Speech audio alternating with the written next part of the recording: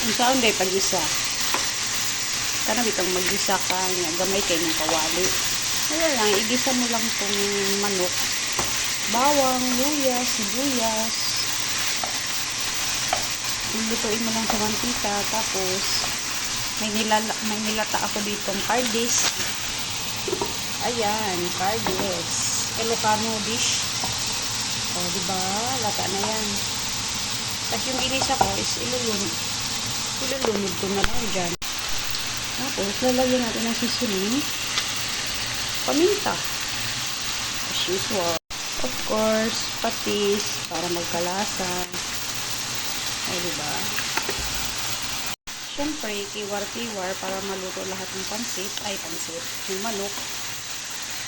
Ayan. Lastly, ilulunod din natin. O, diba? And, that's it.